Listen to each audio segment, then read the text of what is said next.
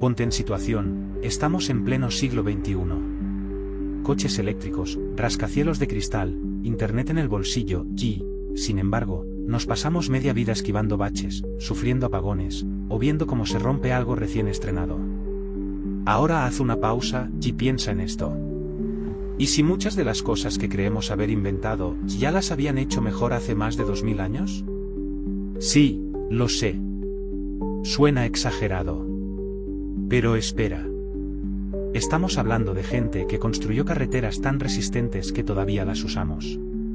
Que diseñó sistemas de agua tan precisos que algunas fuentes romanas siguen funcionando. Que mezcló un tipo de hormigón que se repara solo. Y que, con todo eso, ni siquiera tenían Google Maps. Y antes de que digas, claro, pero eso fue hace siglos, te lanzo esta. ¿Qué significa realmente el progreso? ¿Avanzar más rápido o construir para que dure? ¿Tener más pantallas o más salud? ¿Vivir más conectado o más cómodo?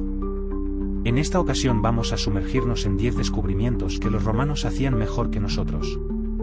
No por nostalgia, ni por exagerar su gloria, sino porque a veces, para avanzar de verdad, hay que mirar hacia atrás. Así que ponte cómodo, prepárate para asombrarte. Y abre conmigo este portal al pasado. Porque lo que viene, va a sacudir algunas certezas modernas.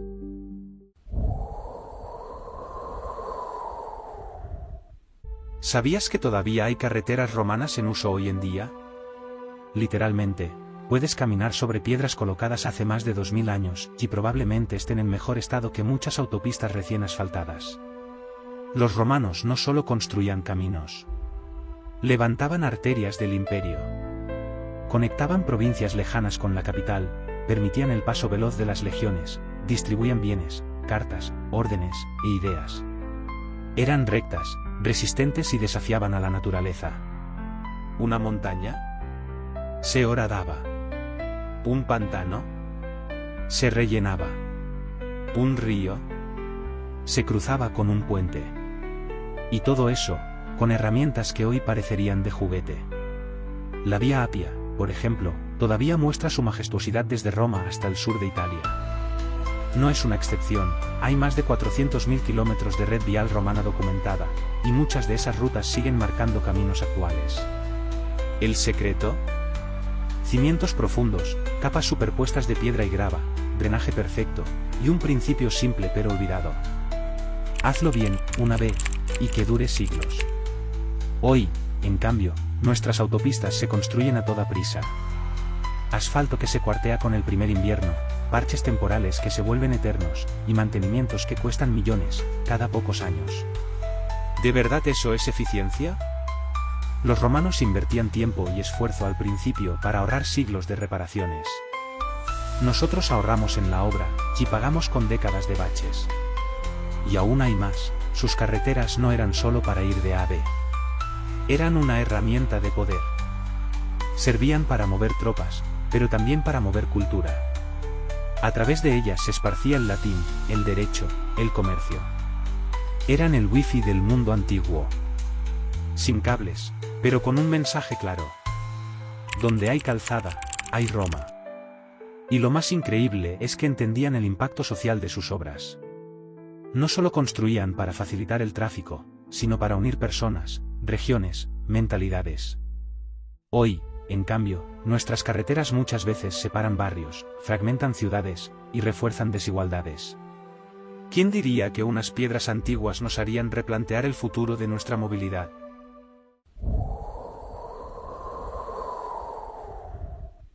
Imagina abrir el grifo y que no salga ni una gota. O peor aún, que salga agua sucia, estancada. Para los romanos, eso no era una opción. Y lo resolvieron sin bombas, sin sensores, sin electricidad. Solo con gravedad y genialidad. Los acueductos romanos son una obra maestra de precisión milimétrica. Canalizaban agua desde fuentes lejanas, a veces a más de 80 kilómetros, hasta el corazón de las ciudades. Y lo hacían con un desnivel tan sutil que el agua fluía constante, como si la tierra misma supiera obedecer. ¿El resultado? Agua limpia, fresca, sin interrupciones. Y no solo para los ricos. Nadie en Roma estaba a más de 50 metros de una fuente pública. Eso no es infraestructura. Eso es visión social. Los acueductos alimentaban baños públicos, fuentes, viviendas, jardines. Y cuando el agua llegaba a la ciudad, se distribuía desde una especie de centro logístico hidráulico, el Castellum Divisorium. Desde ahí, se ramificaba el flujo, priorizando siempre el acceso público antes que el privado. Hoy, muchas ciudades modernas pierden entre el 40% y el 70% del agua potable por fugas. Sí, en plena era digital, donde medimos hasta el pulso de una nevera, no podemos evitar que nuestras tuberías goteen como coladores viejos. ¿Y sabes qué es lo más irónico? Algunos de los acueductos romanos aún funcionan. Después de 20 siglos. Sin mantenimiento. Sin sensores inteligentes. Solo piedra, cal, ingeniería, y una fe absoluta en que el agua debía llegar a todos. Mientras tanto, en la actualidad, seguimos debatiendo si el acceso al agua debe ser un derecho o un lujo. Ellos ya lo resolvieron en el siglo I. Si no hay agua para todos, no hay ciudad. Y todo eso sin depender de energía eléctrica. El agua fluía gracias al terreno, al diseño, al ingenio. Cero bombas. Cero emisiones. Cero facturas eléctricas. En un mundo que ahora se enfrenta a sequías, cortes de agua, privatizaciones y crisis hídricas globales, tal vez haya que admitirlo. La Roma antigua, sin satélites ni paneles solares, sabía cómo cuidar su agua mejor que nosotros.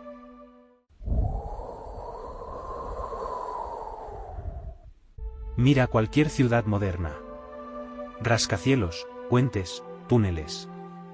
Todo se sostiene sobre hormigón. Y sin embargo, muchos de esos edificios necesitarán reparaciones serias en apenas 40 o 50 años. Algunos ya están siendo demolidos. Ahora mira el Panteón de Roma. Casi 2000 años. Sin acero. Sin refuerzos. Sin grietas. ¿Cómo lo hicieron? La respuesta es su opus caementicium, el hormigón romano. Una mezcla tan resistente, tan sabia, tan adelantada a su tiempo, que hoy seguimos estudiándola con lupa, como si fuera alquimia perdida. Los romanos usaban cal viva, ceniza volcánica, puzolana, piedra pómez y agua de mar. Pero no solo es cuestión de ingredientes. Es cuestión de magia química. Investigaciones recientes revelan que su hormigón se repara solo. Sí, como si tuviera vida. Cuando el agua se infiltra en una microgrieta, reacciona con los clastos de cal y forma cristales de dobermorita, que sellan la fractura desde dentro. Es como si cada piedra llevara su propio mini arquitecto dentro. Mientras tanto, el hormigón moderno es como el pan de molde, barato, rápido, y se echa a perder igual de fácil. Basta un poco de sal marina, un invierno crudo o unas lluvias ácidas, y empiezan las fisuras. Además, fabricar cemento hoy emite toneladas de CO. El romano, en cambio, tenía una huella de carbono mucho menor. No solo era más duradero, era más ecológico. Y hay algo más profundo, el tiempo era su aliado, no su enemigo. Su hormigón ganaba resistencia durante décadas. No era para entregar la obra y cortar la cinta. Era para que la estructura creciera con el tiempo. Hoy, lo queremos todo para ayer, rápido, funcional, barato. Ellos lo querían, eterno. Y si aún dudas de su superioridad, recuerda esto. El Panteón sigue en pie. El hormigón de tu edificio tiene fecha de vencimiento. Quizá no necesitamos más tecnología. Quizá necesitamos recordar cómo se construía con paciencia, con ciencia y con alma.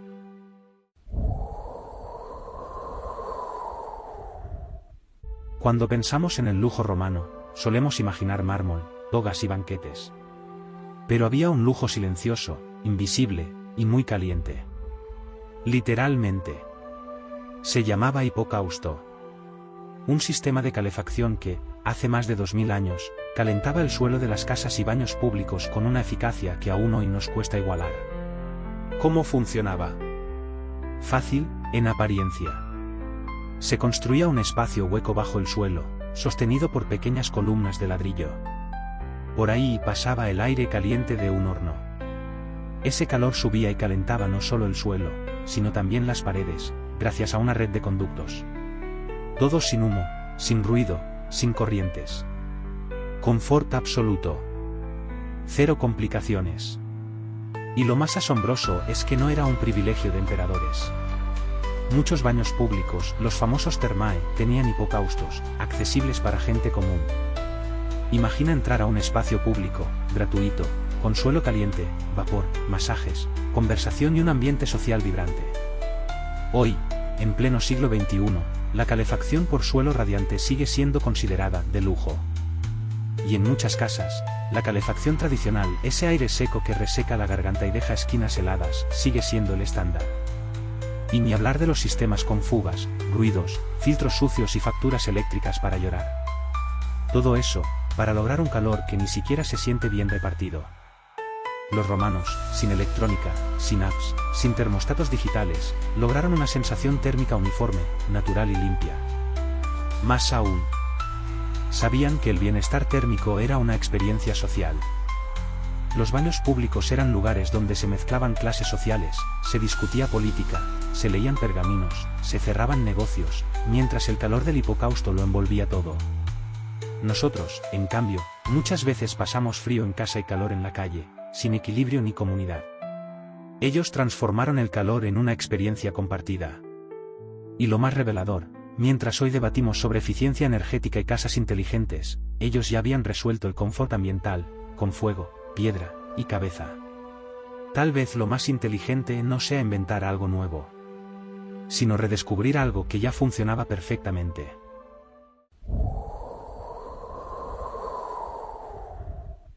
Piensa en tu ciudad. Puedes caminar al mercado, al médico, al parque, sin cruzar avenidas, sin tragarte humo, sin jugarte la vida en un paso de cebra. Ahora imagina esto.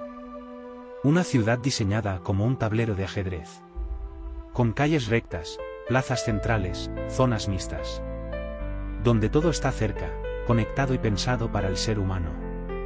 Eso ya lo hacía Roma. Hace más de 2000 años. Su modelo era simple, pero brillante. Trazaban dos grandes avenidas principales, el Cardo y el Decumanus, que se cruzaban en el corazón de la ciudad, el Foro. Todo lo demás se organizaba en cuadrículas alrededor de ese eje. Resultado, ciudades ordenadas, caminables, funcionales. Pero eso no era todo. Desde el principio, integraban el suministro de agua, los desagües, las termas, los mercados y hasta los espacios de ocio. Sin improvisaciones. Sin parches. Sin "ya lo resolveremos luego". Pompeya, por ejemplo, era un modelo de ciudad compacta y eficiente. Podías hacer la compra, ir a las termas, al teatro y volver a casa caminando. Sin coche. Sin estrés. Sin GPS. Hoy, en cambio, nuestras ciudades crecen como monstruos sin cabeza. Urbanización dispersa, zonas residenciales desconectadas de las comerciales, tráfico interminable, y barrios que parecen cápsulas flotando en el asfalto. ¿Cómo pasamos de la ciudad caminable a la ciudad embotellada? Los romanos no tenían coches, y no los necesitaban. Diseñaban pensando en la cercanía, en la comunidad, en la vida pública. Hoy muchas ciudades modernas luchan por volver a ser caminables. Ciclovías, zonas peatonales, ferias locales. Todo eso ya estaba en el urbanismo romano, sin marketing y sin etiquetas de sostenibilidad. Y atención a este detalle. Cuando conquistaban un nuevo territorio, replicaban el modelo urbano casi como si fuera una plantilla. Eso les permitía construir ciudades funcionales en tiempo récord, mantener el orden y facilitar la administración. Actualmente, cuando crece una ciudad moderna, muchas veces lo hace desordenadamente. Y luego hay que invertir millones en corregir lo que no se planificó. Los romanos lo hacían bien, desde el principio. Ciudades para vivir, no solo para sobrevivir. Esa fue su filosofía. Y viendo cómo se sufre hoy en muchas urbes modernas, puede que tengamos algo que reaprender.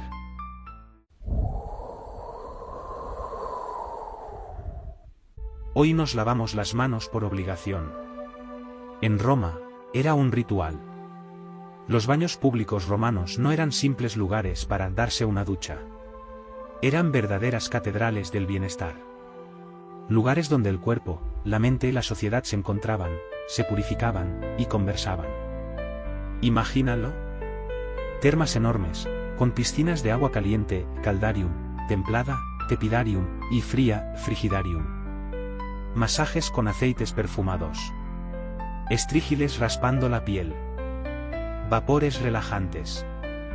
Todo eso por unas pocas monedas, o incluso gratis. Pero no era solo un lujo.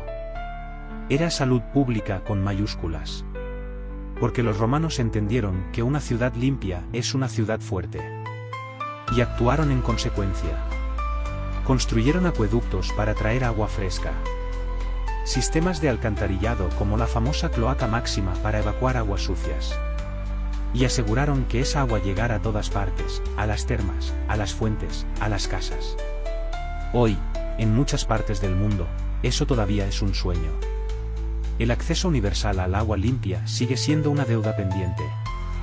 Y nuestras ciudades, con toda su tecnología, aún sufren por infraestructuras viejas, fugas, y barrios sin servicios adecuados. Pero eso no es todo. Los romanos también avanzaron en medicina quirúrgica. Usaban forceps, bisturíes, catéteres. Y esterilizaban sus instrumentos. Sí, 2000 años antes de Pasteur. Además, crearon hospitales militares, los valetudinarii, para atender a soldados, gladiadores y esclavos. Una especie de seguridad social rudimentaria, pero funcional.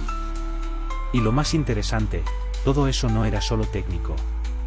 Estaba integrado en su cultura. La higiene no era una imposición, sino parte del placer, del ocio, de la rutina diaria. La salud pública a veces se ve como un castigo: lavarse las manos, usar mascarillas, vacunarse. En Roma, era un acto social, colectivo, y hasta lujoso. ¿Y sabes qué es lo más revelador? A pesar de sus logros, no era un sistema perfecto. Los más pobres muchas veces no tenían acceso a las cloacas. Y los parásitos intestinales eran comunes. Pero incluso con sus limitaciones, Roma fue una de las primeras civilizaciones en entender que la salud no empieza en el hospital, sino en las calles, en el agua, en la piel. Y sobre todo, en la vida compartida. ¿No sería hora de recuperar esa visión más humana, más sensorial y más comunitaria de la salud?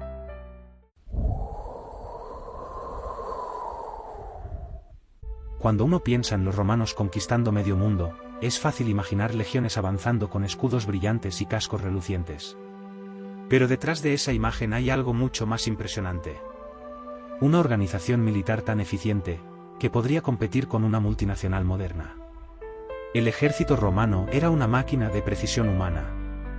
Cada legionario sabía cuál era su lugar, su tarea, su equipo, y la de los demás. Todo estaba estructurado en módulos. Contubernia de 8 soldados. Centuria de 80. Cohorte de 480. Legión de hasta 5000. Esta jerarquía clara no solo servía para el combate. También les permitía levantar campamentos, construir puentes, alzar fortalezas y abrir carreteras, como quien arma una tienda de campaña. Sí, los soldados romanos eran guerreros, pero también eran albañiles, carpinteros, herreros, ingenieros. El ejército no solo destruía, también construía. Y lo hacía con disciplina férrea. El entrenamiento era constante. Se premiaba la cooperación más que el heroísmo individual. Las legiones se movían como una sola entidad. La famosa formación testudo, la tortuga, no era solo táctica, era símbolo: nadie sobresale, todos protegen. ¿Y la motivación? No era solo honor o gloria. Después de 25 años de servicio, un legionario recibía tierras o ciudadanía romana. Es decir, un futuro. Un hogar. Una identidad. El imperio no solo compraba espadas, compraba lealtad. Hoy, los ejércitos modernos tienen tecnología punta, drones, misiles, inteligencia artificial. Pero siguen enfrentando un problema básico. Logística. Cómo mover tropas, cómo abastecerlas, cómo mantener la moral. Los romanos ya lo sabían. Un ejército no marcha con el escudo, sino con el estómago lleno y una red de camino sólida. Y lo más asombroso es que podían instalar un campamento completo en una sola noche. Con empalizadas, fosos, tiendas alineadas, todo estandarizado. Como si fueran una empresa itinerante de urbanismo militar. ¿La diferencia? Hoy se depende de sistemas complejos que, si fallan, colapsan todo. Ellos dependían de hombres entrenados, polivalentes, resilientes. Tecnología humana. De la buena. Puede que no tuvieran misiles guiados. Pero tenían algo que escasea en muchas estructuras actuales. Coherencia, propósito, y un sistema que funcionaba desde la base.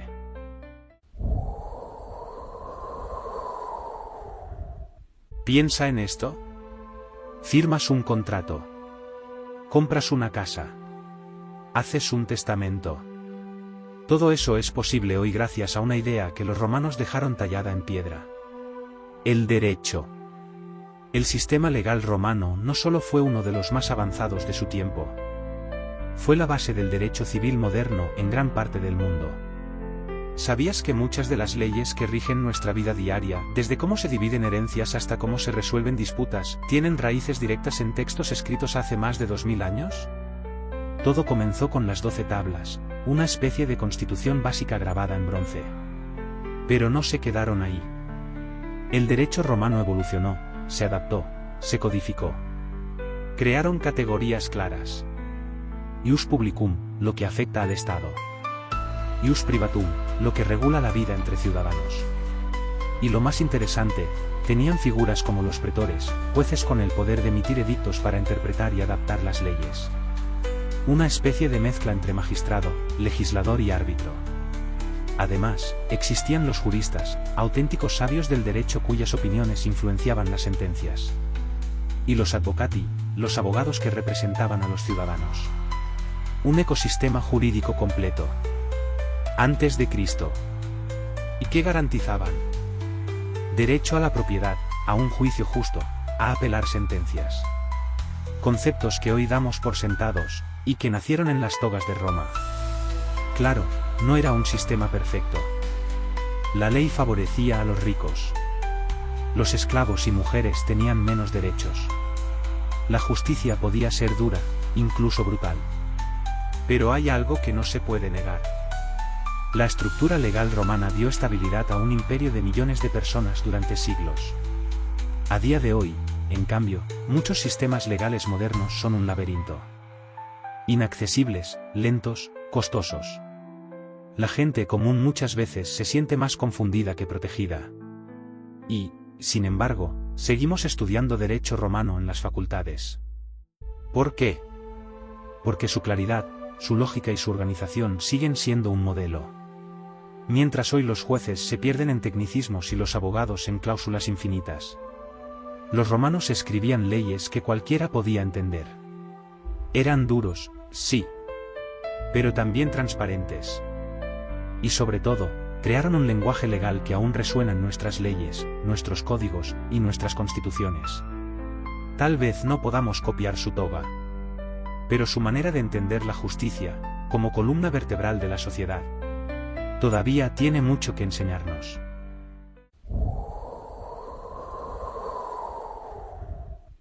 Hoy en día hablamos mucho de agroecología, sostenibilidad, agricultura regenerativa. Pero los romanos ya lo practicaban. No por moda. Por necesidad. Para ellos, la tierra no era una fuente infinita de recursos. Era algo vivo. Algo que había que escuchar, cuidar, y devolverle lo que se le quitaba. Sin fertilizantes químicos. Sin pesticidas industriales. Sin maquinaria pesada. Solo conocimiento profundo del suelo, los ciclos y el clima. ¿Su secreto? Una sabiduría escrita en cada surco. Practicaban la rotación de cultivos, un año sembraban trigo, otro leguminosas como habas o altramuces, que enriquecían el suelo con nitrógeno natural. Aplicaban estiércol y composto orgánico como fertilizante. Guardaban las semillas más fuertes. Evitaban la sobreexplotación dejando parcelas en barbecho. Y conectaban ganadería y agricultura en un sistema cerrado, donde nada se desperdiciaba. El animal comía del campo, y devolvía al campo con su estiércol. Hoy, en cambio, el modelo dominante es otro. Monocultivos intensivos, fertilizantes artificiales, pesticidas, suelos agotados, ríos contaminados y toneladas de dióxido de carbono. Hemos roto el ciclo natural. Y estamos pagando el precio. ¿Sabías que la agricultura industrial moderna es responsable de casi el 25% de las emisiones globales de gases de efecto invernadero? ¿Y que en muchas regiones, el suelo ya no puede producir sin ayuda química? Eso no es tecnología. Es dependencia. Los romanos, en cambio, entendían algo esencial. Si matas la tierra, te matas a ti mismo. No necesitaban etiquetas ecológicas ni certificaciones bio. Porque su enfoque era de supervivencia a largo plazo. Si la tierra rendía hoy, debía seguir rindiendo mañana, y dentro de 10 años. Su modelo era diverso, local, resiliente. Nosotros hemos apostado por lo rápido, lo global, lo intensivo. Y cada vez más voces se preguntan: ¿estamos sembrando comida o desastres futuros? Tal vez el gran avance no sea inventar nuevos sistemas agrícolas, sino reaprender cómo cultivaban quienes no podían permitirse destruir el suelo. Porque lo que está en juego no es solo la cosecha. Es el equilibrio con la tierra. Y los romanos, sin drones ni satélites, ya sabían leerlo mejor que muchos de nosotros.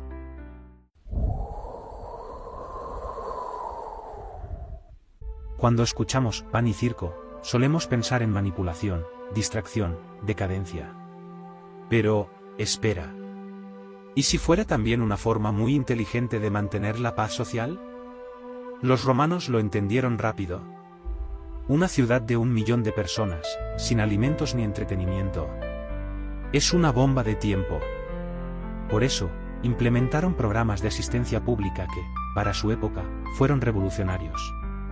Uno de los más conocidos fue la annona, una especie de subsidio alimentario estatal. Cientos de miles de ciudadanos pobres recibían grano gratuito o a precio reducido. Grano que venía de las provincias del imperio, especialmente de Egipto y el norte de África. Una logística titánica, pero esencial. Porque un estómago lleno, protesta menos. Y si el pan calmaba el cuerpo, el circo calmaba la mente. Carreras de cuadrigas en el Circo Máximo. Combates de gladiadores en el Coliseo. Obras de teatro, cacerías de animales exóticos, ejecuciones públicas. Todo era parte de un calendario de espectáculos financiado, ojo, por el Estado o por políticos que buscaban el favor popular. Hoy, eso nos puede parecer frívolo. Pero pensemos por un momento. ¿Cuánta gente encuentra en el fútbol, el cine, las redes sociales o los festivales, el mismo escape, la misma distracción, la misma válvula de presión social? Los romanos simplemente lo institucionalizaron. Y funcionó. Durante siglos, Roma mantuvo a una población enorme relativamente estable, gracias a esa mezcla de bienestar básico y entretenimiento masivo. Los estados modernos tienen sistemas de ayuda social mucho más complejos. Pero también más burocráticos, más fragmentados, y muchas veces, más estigmatizados. La ayuda llega tarde, o mal. Y la cultura popular, aunque abundante, a menudo está completamente desconectada del bien común. ¿Y sabes qué más? Los romanos también aprendieron que no todo es perfecto. El pan y circo también generaba dependencia. Algunas personas se acomodaban, y la economía urbana se estancaba. Eso llevó a críticas internas. Demasiado grano gratis, y nadie quiere trabajar. ¿Te suena? Los dilemas sobre cómo ayudar sin crear dependencia, cómo entretener sin manipular, cómo sostener a una población diversa sin fracturas. No son nuevos. Ya estaban en la Roma del siglo I. Y su respuesta fue simple, aunque polémica. Alimentar el cuerpo y distraer la mente, para ganar tiempo, lealtad y estabilidad. ¿Perfecto? No. ¿Eficaz? Sin duda.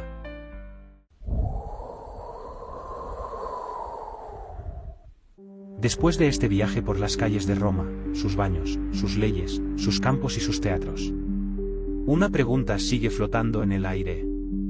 ¿Realmente hemos avanzado tanto como creemos? Porque mientras hoy hablamos de sostenibilidad, ellos ya la practicaban con cada cosecha. Mientras sufrimos atascos interminables, ellos caminaban por ciudades pensadas para vivir. Mientras parchamos carreteras y reconstruimos hospitales, ellos construyeron para resistir siglos y sanar con dignidad. No eran perfectos. Ni su mundo era justo, ni todos tenían acceso a lo mejor. Pero su enfoque, esa mezcla de pragmatismo, visión a largo plazo y respeto por el entorno, es una lección que resuena más fuerte que nunca.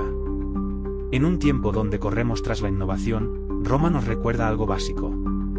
A veces, el verdadero progreso está en mirar atrás y rescatar lo que ya funcionaba.